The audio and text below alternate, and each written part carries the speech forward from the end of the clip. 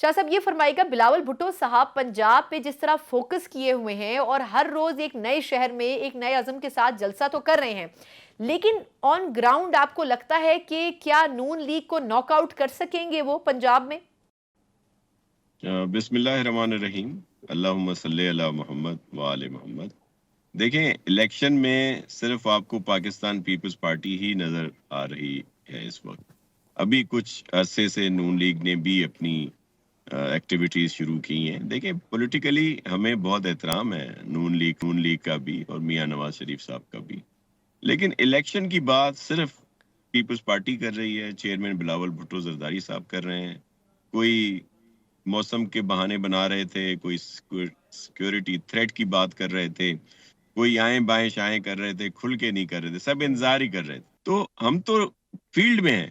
دیکھیں، جب مقابلے کی فضا ہو اور اگر کوئی ایک ٹیم کہہ لیں، ایک دھڑا کہہ لیں، ایک پارٹی کہہ لیں، اگر وہ پہلے ہی دل شکستہ ہو اور وہ بالکل اسٹرانگ اس سے نہ اترے میدان میں، تو وہ کیا الیکشن جیتے گی؟ تو ہم دیکھیں، پیپلز پارٹی کو بڑی ٹیکنیکلی طور سے پنجاب سے آؤٹ کرنے کی کوشش کی گئی۔ آپ سب کو یاد ہے 1988 میں پیپلز پارٹی تمام مشکلات کے باوجود پاکستان کی سب سے بڑی پارٹی تھی نیشنل اسمبلی میں، ایون پنجاب میں بھی سب سے زیادہ بالکل۔ نشستیں نیشنل اسمبلی کی پیپلز پارٹی کے پاس تھیں، لیکن 2 دن کے بعد ایم پی کا الیکشن ہوتا تھا، آپ نے دیکھا پیپلز پارٹی کو گورنمنٹ نہیں دی گئی پروونشل، اور بھی بہت مشکلات آتی رہی ہیں ہمارے سامنے۔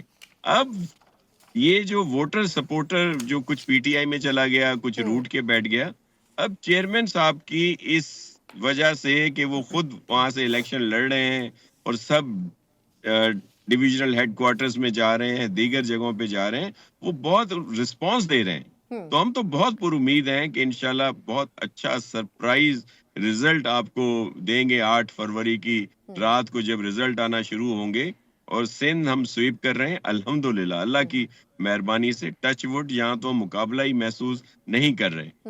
جنوبی پنجاب میں بہت اچھی پوزیشن ہے، سینٹرل میں جو بہت مشکل تھا ہمارے لیے، لیکن اب جس طرح چیئرمین صاحب نکلے ہیں تو ہمیں کوئی اتنا مشکل وہ نہیں لگ رہا۔ بلوچستان میں بالکل واضح پوزیشن ہے پیپلز پارٹی کی۔ کے پی میں پھر مشکلات ضرور ہیں، وہاں پی ٹی آئی کا بھی بہت زور ہے، دیگر بھی ہیں، لیکن ہم وہاں بھی اپنا حصہ لیں گے۔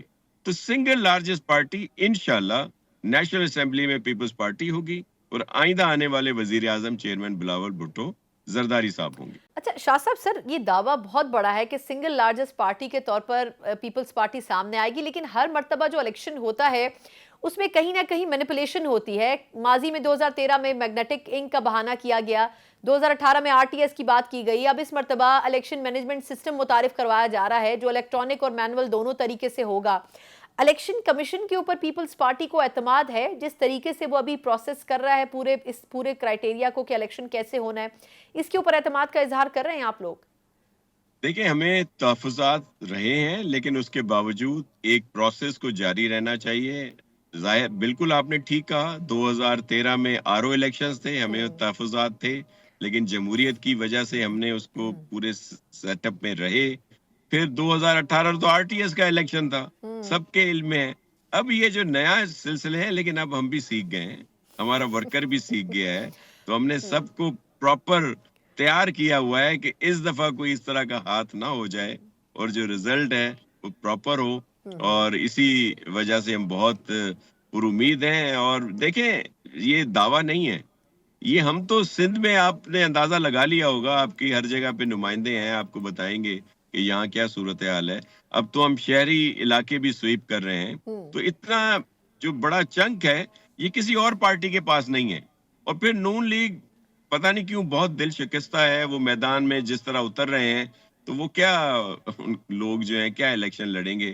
پی ٹی آئی کو دیکھیں جس طرح کی صورتحال ہے، ہمارا تو واضح اسٹانس تھا کہ پی ٹی آئی کو الیکشن لڑنے دیا جائے، ان کا بیٹ کا سمبل ان کو ملنا چاہیے،